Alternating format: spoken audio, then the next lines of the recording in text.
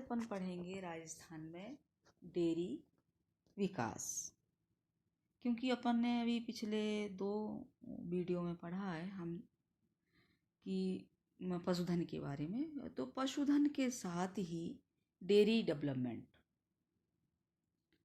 के बारे में चर्चा करेंगे। तो जो डेयरी डेवलपमेंट है, डेयरी विकास है, उसके बारे में बात करते हैं। राजस्थान की जो भौगोलिक परिस्थितियां हैं और यहाँ की जो ग्रामीण अर्थव्यवस्था है, उसमें कृषि के साथ पशुपालन का भी महत्वपूर्ण स्थान है, क्योंकि राजस्थान की जो अर्थव्यवस्था है वो कृषि प्रधान अर्थव्यवस्था है, जिसमें पशुपालन व डेयरी व्यवसाय महत्वपूर्ण स्थान रखता है। पशुपालन तथा डेयरी व्यवसाय से किसानों व ग्रामीण लोगों के समय का सदुपयोग भी होता है, साथ ही उनको वर्ष भर रोजगार की प्राप्ति भी होती है। यह उन्हें आर्थिक सहयोग प्रदान करता है। इसलिए ग्रामीण वर्ग को आर्थिक रूप से स्वावलंबी बनाने हेतु और शुद्ध दूध और दूध से बने पदार्थ उपभोक्ताओं को उपलब्ध कराने का महत्वपूर्ण कार्य करता है। राजस्थान में डेयरी विकास हेतु प्रयास ऑपरेशन फ्लड से प्रारंभ हुआ। ऑपरेशन फ्लड कार्यक्रम का पहला चरण राजस्थान सहित देश के 10 राज्यों में शुरू किया गया। इस कार्यक्रम के जो सूत्रधार हैं या जनक हैं वो डॉक्टर वर्गीज कुरियन हैं, जिन्हें ऑपरेशन फ्लड की सफलता का श्रेय दिया जाता है। बच्चों, अभी थोड़े दिन पहले ही उनका निधन हो गया है, वर्गीज कुरियन का। शायद आप लोगों ने अखबार में पढ़ा भी होगा। तो जो ऑपरेशन फ्लड कार्यक्रम है, इसका मुख्य उद्देश्य दुग्ध उत्पादन में वृद्धि करना, दूध उत्पादकों को उचित मूल्य दिलवाना और उपभोक्ताओं तक बढ़िया किस्म का दूध वितरण सुनिश्चित करना, ये इसका मुख्य उद्देश्य है। तो दुग्ध विकास नीति के अंतर्गत राजस्थान सहकारी dairy federation, Rajasthan cooperative dairy federation Amul के मॉडल पर, अमूल डेयरी है वो गुजरात में है, उसके मॉडल के आधार पर राष्ट्रीय डेयरी विकास बोर्ड व विश्व बैंक के सहयोग से सहकारिता के आधार पर राज्य में डेयरी संघ के नेतृत्व में सघन डेयरी विकास कार्यक्रम संचालित हो रहा है। राज्य में डेयरी विकास कार्यक्रम 1971 से संचालित है।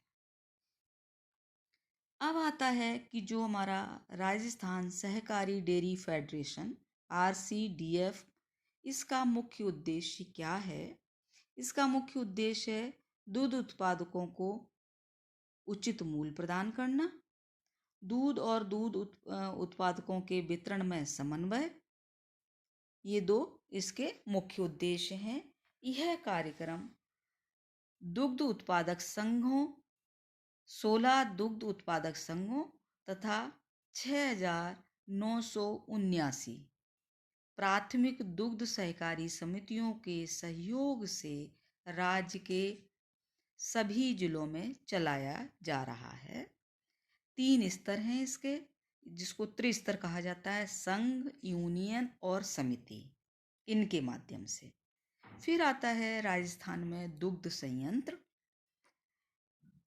वर्तमान में दूध को इकट्ठा करने हेतु, संकलित करने हेतु 10 डेयरी संयंत्र, जो कि अजमेर, अलवर, भीलवाड़ा, बीकानेर, हनुमानगढ़, जयपुर, जोधपुर, कोटा, रानीवाड़ा और उदयपुर तथा 25 अवशीतन संयंत्र कोल्ड स्टोरेज हैं।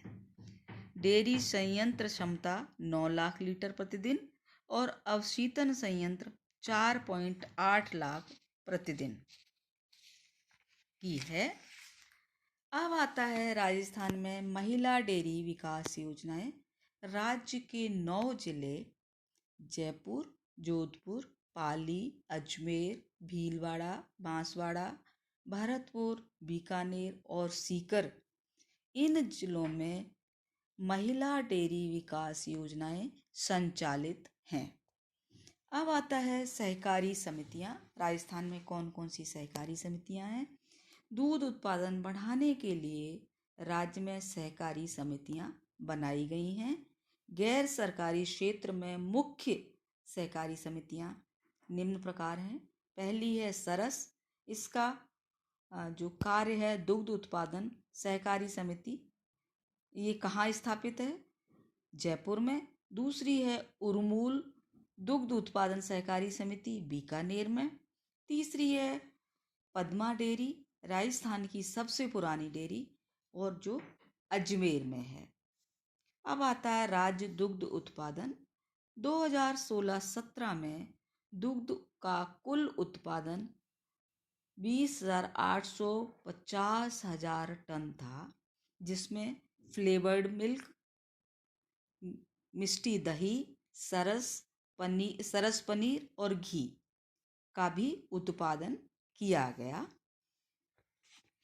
अब आती हैं योजनाएं एवं कार्यक्रम। तो राज्य में कुछ योजनाएं और कार्यक्रम इसके सुचारू रूप से संचालित करने के लिए चलाए जा रहे हैं। पहला है गोपाल योजना। इसके अंतर्गत जो योजना है ये 1989 से 90 में राज्य के 10 दक्षिणी जिलों में संचालित है।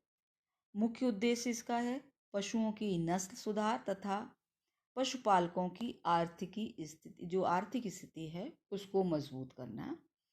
दूसरी है ग्राम आधार योजना। इसमें पशुधन विकास हेतु पशुपालन विभाग द्वारा ग्रामीण क्षेत्रों में चलाई जा रही एक सघन योजना है ये। इसका मुख्य कार्य है प्रजनन संतुलित आहार प्रबंधन, संक्रमण, रोग बचाव और समुचित विपणन व्यवस्था, ये उसके मुख्य कार्य हैं। नेक्स्ट है कामधेनु योजना। ये योजना गौशालाओं को उन्नत नस्ल के दुधारू पशुओं के प्रजनन केंद्र बनाने के लिए एक नई योजना ये प्रारंभ की गई है, जिसको कामधेनु योजना के नाम से जाना जाता है। फिर आता है राजस्थान दुग्ध उत्पादन संबल योजना। ये राज्य सरकार के सहकारी दुग्ध उत्पादक संघों में दूध की आपूर्ति करने वाले पशुपालकों को राज्य सरकार द्वारा 2 रुपये प्रति लीटर की दर से अनुदान उपलब्ध करवाना इस योजना का मुख्य उद्देश्य है। नेक्स्ट है अगली है अबिका क्रेडिट कार्ड योजना। ये योजना केंद्रीय सहकारी बैंकों के माध्यम से भेड़ पालकों को ऋण प्रदान करने के लिए इसका निर्माण किया गया है, ये योजना बनाई गई है। फिर आती है जन श्री योजना। दुग्ध उत्पादकों के लिए राजस्थान सहकारी डेयरी फेडरेशन द्वारा संचालित बीमा योजना है ये। फिर आती है राजस्थान पशुधन निशुल्क दवा योजना। राज्य के समस्त पशुओं हेतु आवश्यक दवा एवं अन्य चिकित्सा संबंधी उपलब्धता सुनिश्चित करने के लिए ये योजना बनाई गई है। अब आता है राज्य में पशुपालन की समस्याएं। राजस्थान में जो पशुपालक हैं उनके लिए पशुपालन में बहुत सारी समस्याएं हैं जिसका उनको सामना करना पड़ता है। पहला है अन्न उत्पादक पशुओं का बाहुल्य। ऐसे बहुत सारे पशु हैं जो कि अन्न उत्पादक हैं, उनसे किसी भी तरह का कोई भी न कृषि के क्षेत्र में न उद्योग के क्षेत्र में कोई सहायता मिलती है। दूसरा है अपर्याप्त चारागाह। हमारे राज्य में चारागाह नहीं है, मनचाही जगह पे पशु अपना पशुचारण होता है। फिर है अपर्याप्त पोषाहार। जितना भोजन उनको मिलना चाहिए उतना उनके लिए उपलब्ध नहीं है पशुओं के लिए। फिर आता है स्वास्थ्य कमजोर एवं रोगग्रस्तता। हमारे जो पशु हैं वो उनको पर्याप्त जब भोजन नहीं मिलेगा, पोषाहार नहीं मिलेगा, तो वो निश्चित रूप से कमजोर होंगे और उनमें रोग भी ज़्यादा बढ़ेंगे। फिर है विपणन सुविधा का अभाव। हमारे यहाँ जो विपणन व्यवस्था है वो भी उत्तम नहीं है। पशुपालकों की कमजोर आर्थिक स्थिति व अशिक्षित पशुपालक। जो हमारे पशुपालन करते हैं लोग, कृषक वर्ग, वो उनकी एक तो आर्थिक स्थिति कमजोर है, दूसरे उनको इससे संबंधित किसी प्रकार का कोई प्रशिक्षण प्राप्त नहीं है, अशिक्षा है पशुपालकों में, तो इसलिए भी ये समस्या भी है। फिर है गर्भाधान, कृत्रिम गर्भाधान केंद्रों का अभाव। फिर आता है अकाल व सूखे की निरंतरता। हमारे राज्य में अकाल और सूखे की निरंतर, कभी अकाल आ जाता है, कभी सूखा पड़ जाता है, तो ये इससे भी हमारे जो पशु हैं वो प्रभावित होते हैं, समस्याएं पशुपालन में समस्याएं उत्पन्न होती हैं। फिर है प्रतिकूल जलवायु एवं धरातल। हमारी जो जलवायु है वो पशुपालन के लिए अनुकूल नहीं है और धरातल भी इसके लिए अनुकूल नहीं है। कहीं गर्मी ज़्यादा है तो वो भी कष्टकारी है। राजस्थान का जो पश्चिमी भाग है वहाँ गर्मी बहुत होती है, गर्मियों के दिनों में पानी और चारे की कमी हो जाती है। फिर आता है लाल फीताशाही एवं लापरवाही। तो हमारे ऊपर जो लाल फीताशाही से संबंध है हमारी राजनीति से, तो ये कुछ समस्याएं हैं जिनके कारण जो पशुपालन में बाधक होती हैं। अब आती है राजस्थान में श्वेत क्रांति। श्वेत क्रांति किसे कहते हैं? दूध से संबंधित जो भी उत्पादन है। हरित क्रांति कहते हैं जो हमारी अन्न उत्पादन में वृद्धि हुई, श्वेत क्रांति कहते हैं दुग्ध उत्पादन में वृद्धि। तो जो श्वेत क्रांति है इसका पहला चरण 1970 से 1981 के बीच का है, जब श्वेत क्रांति प्रारंभ हुई। दूसरा चरण आता है 1978-79। 1978 से छठी पंचवर्षीय योजना में ये चलाया गया। विश्व बैंक की सहायता से डेयरी विकास योजनाएं संचालित की गई। तीसरी है 1985 से 1996। सातवीं पंचवर्षीय योजना से प्रारंभ होकर 1994 तक। आठवीं योजना में इसे टेक्नोलॉजी मिशन कार्यक्रम में भी सम्मिलित कर लिया गया, श्वेत क्रांति को। फिर आता है डेयरी विकास निगम 1975। इसका उद्देश्य है अधिक दूध देने वाली जो पशु किस्मों का विकास करना। ये 1975 में संचालित की गई थी। फिर आता है महिला डेयरी विकास योजना। ये मैंने आपको पहले ही बताया है कि राजस्थान के 9 जिले हैं जहाँ पर महिला डेयरी विकास योजनाएं संचालित हैं। फिर आता है डेयरी सघन विकास कार्यक्रम। राजस्थान में डेयरी विकास क्रम डेयरी फेडरेशन द्वारा विश्व बैंक, राष्ट्रीय डेयरी विकास बोर्ड के सहयोग से राजस्थान में सघन विकास कार्यक्रम संचालित हो रहा है। इसके अधीन 4 पशु आहार संयंत्र झोटवाड़ा, नदवई, तबीजी, जोधपुर इनमें कार्यरत है 4 जगह।